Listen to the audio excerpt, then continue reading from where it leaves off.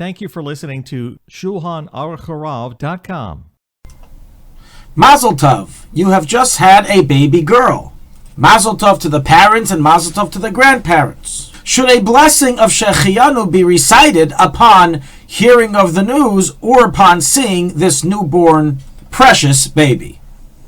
So interestingly, if we begin researching this question in the Poskim, we find a unanimous omission of discussion of whether a blessing should be recited if a girl is born.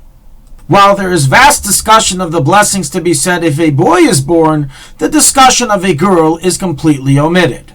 However, never fear, the Alter Rebbe in his Seder Birchas Hanenin, in chapter 12, Halacha 12, in the continuation of discussion of the blessing to be recited upon the birth of a boy, includes and adds that likewise a blessing is to be said with the birth of a girl.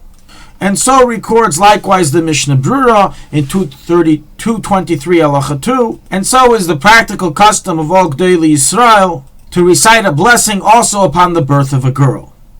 Now, which blessing is to be recited? So while by the birth of a boy the blessing said is Hatoiv HaMeitiv, upon the birth of a girl, the blessing to be recited is the blessing of Shehechiyanu. Who may recite this blessing? The blessing may be recited by the father and the mother. Regarding grandparents, there is a dispute in Poskim whether grandparents should recite the blessing of Shehechiyanu or Hatoiv HaMeitiv upon having a new grandchild. And practically we rule, Safek Brachas Lahakil, that grandparents are not to recite a blessing, although if they want to, they can simply say the blessing without Shemu Malchus, meaning to say, Baruch Shehechiyanu v'kimanu v'giyanu l'zman hazeh, without saying Hashem's name. Now, when is the blessing to be said?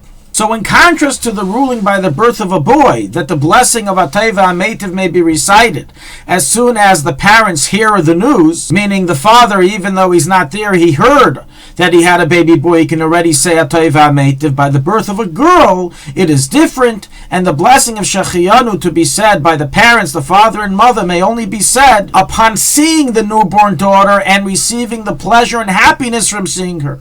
However, prior to seeing the daughter, even though he already received the news, it is not allowed for the blessing to be said. He has to wait until he sees her.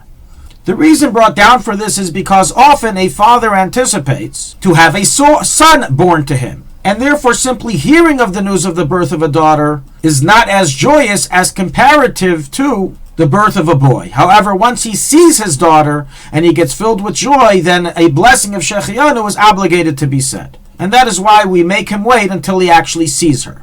Accordingly, as often occurs with fathers that they are outside the birthing room due to halachic reasons during the actual time of birth, and they therefore only first hear of the birth, they must delay the blessing of Shehechiyanu and cannot say it at that time until they actually see their newborn daughter, after they are allowed to enter into the room after the wife is dressed.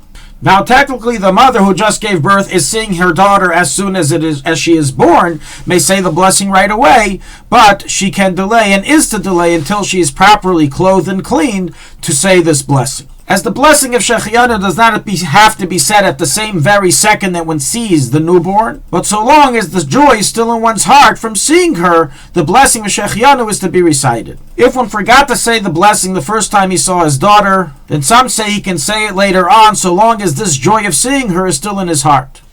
However, other poskim limit this to only 3 days from birth, and other poskim say that you have to say the blessing within the period of the first time that you saw your daughter, as soon as you remove your mind to other matters, then you can no longer say the bracha if you didn't say it initially.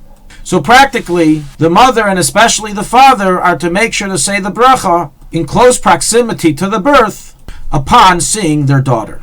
However, if this was not done, then within 3 days of the birth, those who are lenient to say the bracha upon seeing their daughter and are filled with joy have upon whom to rely.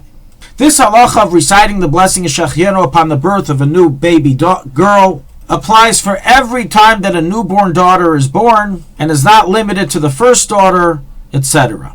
Furthermore, this blessing of Shehechiyanu can be repeated every 30 days upon seeing his newborn daughter, if he is refilled with joy upon seeing her. And now our final question.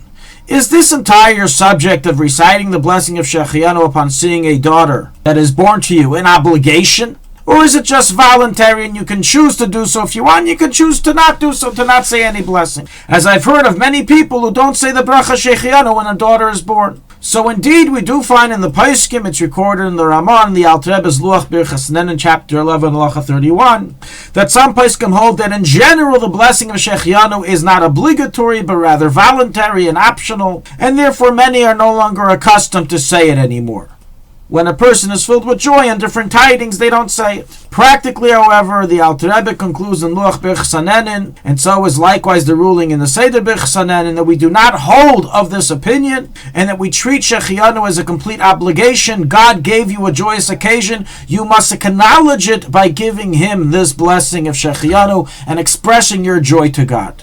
And therefore, practically all parents, fathers and mothers, upon having a newborn girl, are to be careful regarding this matter, to recite the blessing of Shehechiyanu in its proper time, as we explained. Thank you for listening to Shulchanaruchharav.com. Our free services of making Torah knowledge available to the public depends on donors like you. Please help us continue our work through making even a small contribution at Shulchanaruchharav.com under the Daily Halacha Dedication section or in the subscription page. Also, check out our online courses and many Sefarim available for purchase that will both enhance your Torah knowledge and help support